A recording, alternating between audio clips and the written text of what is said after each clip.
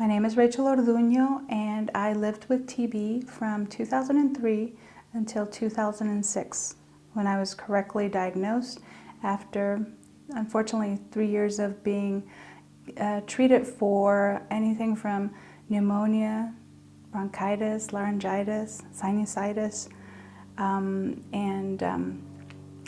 it was a hard 3 years until finally I got my diagnosis. Because my TB had gone unchecked for 3 years, it was very tough to get it reactive to the medication. For 3 months I was in quarantine until finally the medication started taking effect and I was no longer infectious to others. The one great thing that happened during my treatment was that I was invited to participate in the TB Photo Voice project. The instructions, we would take photographs about normal everyday situations that you feel will reflect the reality, the state of mind, your emotions as you go through the TB treatment. One of my photographs was a face mask, which I was forced to use for 3 months of quarantine. After 3 months, I was tired of it, and when I got the call from the health department saying, "You are no longer infectious, you are officially off quarantine, you do not have to wear the face mask anymore," I went out in the backyard and set fire to it, took a picture of it, and titled it "Freedom." And it's not only freedom from the mask itself, but I felt that I was no longer ignorant of the problem. I felt in control of the situation, and it also, to me, shows how important it is to get rid of stigma associated with TB and the guilt and shame that I felt I was burning and I was leaving behind in that photograph.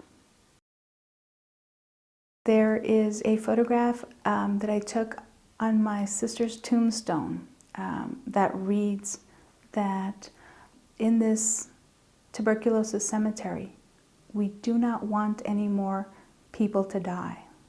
We do not want human deaths here. What we would like to see die is stigma, isolation, misdiagnosis, fear, guilt, and shame.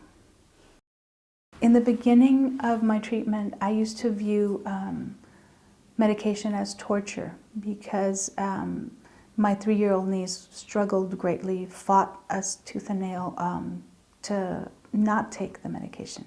And so I took a photograph with the medication of all my 6 relatives who were also infected by me, and titled it "Torture" because I felt that it was the most uncomfortable part of having TB.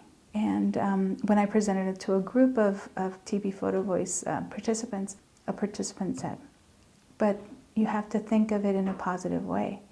That pill, as toxic as it and as many side effects as it may bring you, is also your salvation.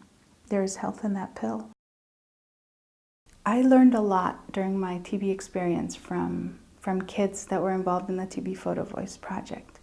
My 3-year-old niece showed me that it is in my hands to take control of the situation.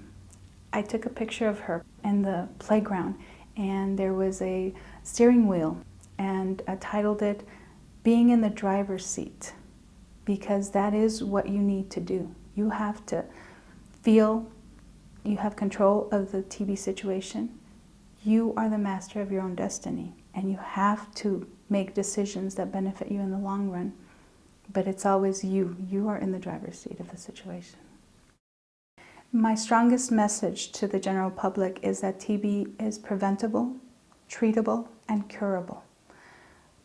You should be on the lookout for the major symptoms and seek timely testing, correct diagnosis, and once diagnosed, continue your treatment until it is successfully completed.